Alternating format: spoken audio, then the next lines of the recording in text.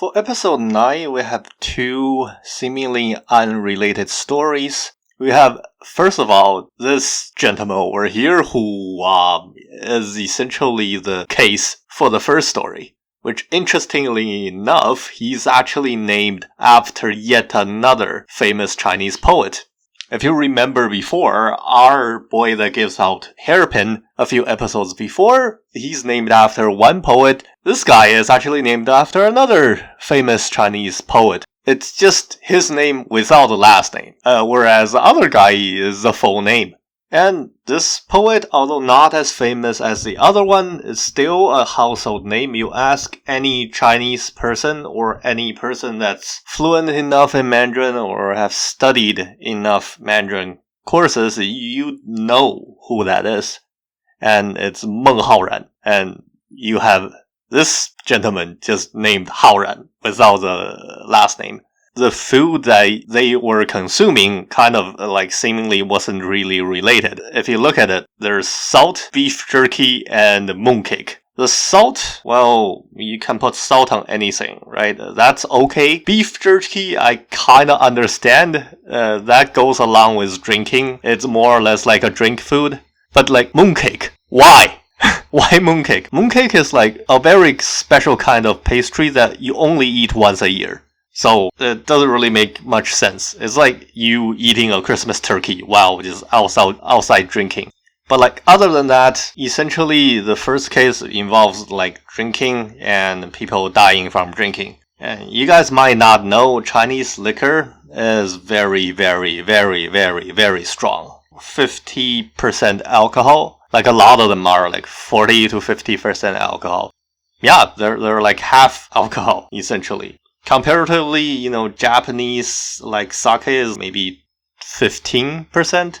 Your average beer is like 5% alcohol. Strongest Korean soju is like maybe 30, like 20 to 30%. So yeah, these stuff are strong. And it really just looks like Mama's chugging like a whole jug. Yeah, it says a lot about her.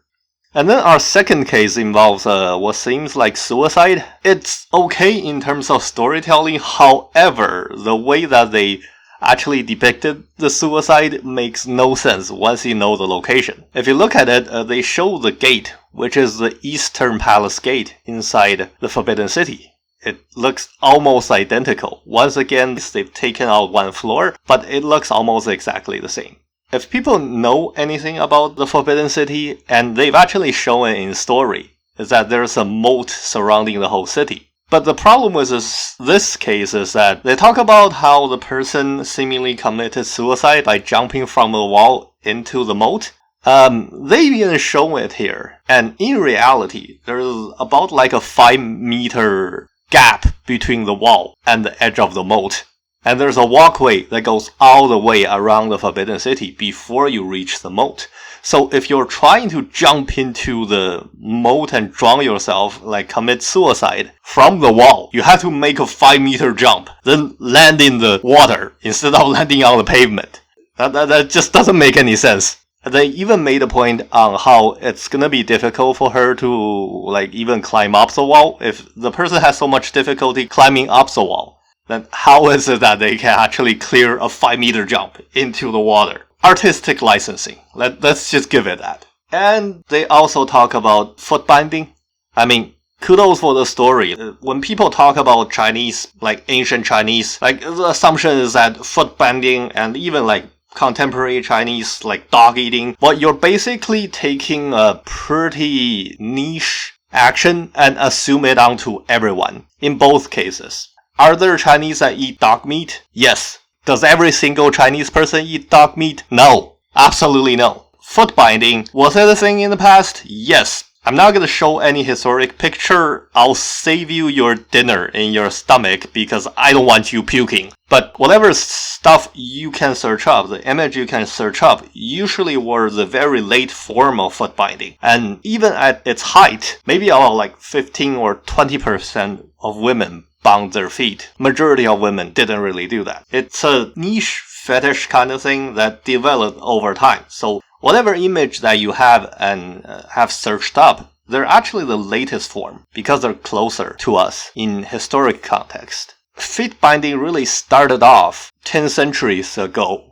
At first, it was just really limiting foot growth so that they come out a little bit smaller. Gradually over time, for whatever reason, people started developing it into a form of literal self-mutilation and body deformation. But once again, at its height, it was about maybe 20% of women that did that. By any means, throughout history, it wasn't really the norm. It's something that some people did, but you can't really make a generalized assumption about that, because if you can make that kind of assumption, then, what's stopping people from assuming that all Americans eat bison testicles? There's enough people in Oklahoma and so on that actually ate cattle or bison testicles, but we don't assume every American does it, so why is it that you assume all Chinese does this? And the show actually basically tries to mention that this is not very common. Although these two stories, they seem relatively unrelated, something tells me that they're gonna come back into one story later on. Somehow they're gonna tie into one another. Preview of the next episode, where they actually mention, they're onto this case. I assume that they are gonna be related to this case. Now, the last interesting part is when Mao Mao talks about how if she were to be actually executed. Here's the thing, the story didn't really show much, but you could be executed for a very trivial kind of thing in modern standards, like a certain ill manner might get you killed in the palace. And the way they're mentioning forms of execution, well, beheading and hanging are just two things. The worst form is basically you get cut into pieces, alive. And there's a whole bunch of ways of executing someone in ancient China. It depends on how severe the punishment was.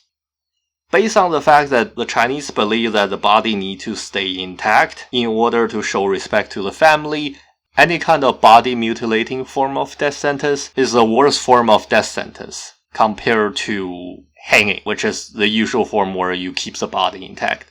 So in terms of all the crime punishment, there's usually three forms of punishments in ancient China, which is forced relocation, which you get chased out from your home and moved to some faraway land that presumably will be more harsh. Or you get corporal punishment, which will be beating, lashes, that kind of thing.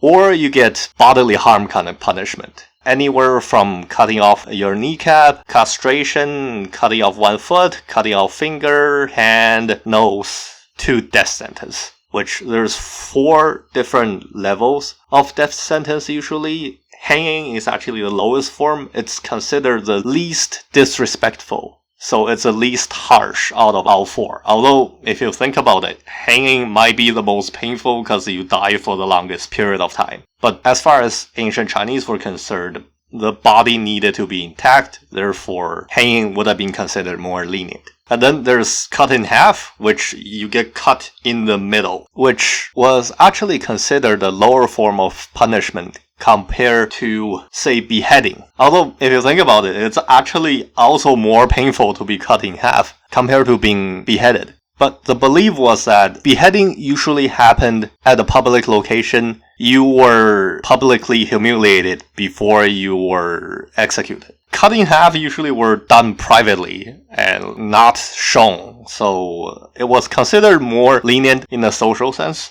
Personal suffering of the persons receiving the death penalty wasn't really in consideration in that specific case. And then you have beheading, and then the top form usually wasn't written in most codes or punishments, is death by 1,000 cuts. You'd be cut into little pieces. Those were usually reserved for very high levels of crime. If you murder your parents, if you committed treason, that's the highest form of punishment. You get cut into little pieces while you're alive until you die from maybe blood loss or they finish cutting you. And if you come back to the idea that the Chinese believed body needed to be whole in order to be respected, then you realize why this was a worse form of punishment to the Chinese. All other 3 forms of execution, hanging, you get your whole body, even though you are dead. The other 2, the corpse could have been sewn back together at least. Whereas death by 1,000 cuts, you're cut into tiny little pieces, and presumably those little pieces would have been disposed of, so there's no way that they're gonna put you back together. So that was considered the worst case of punishment. When Mao Mao mentioned that please let the execution be poisoning, poisoning wasn't really a form of legalized death penalty. Usually poisoning was reserved as a reward. Say if the person was a national hero or a high-ranking official, the person committed some crime or something wrong, but say if the emperor didn't want to punish the official publicly or let the punishment be on record, then the emperor might give said person that's supposed to be punished a chance to take poison and die from poisoning. So poisoning wouldn't have been in the criminal code as a form of death penalty or punishment. It would have been considered the most lenient of all. So that's part of the reason why Mao Mao thought that she was asking too much. Mainly because, this would have been seen as a reward for past merit if you've committed a death sentence. Jinshi, of course, is appalled by that idea. She's thinking about her being executed, but for her, probably she was thinking, I asked way too much. I probably didn't earn anything that deserves poisoning as a form of death penalty. And for the very last part, we are shown this plant. This plant is known as a Rivina, which is commonly grown in the tropics. Although beautiful and grown as a decorative plant, once again, this plant is toxic, poisonous. You maybe won't die from eating this, but it would have been a very painful few days.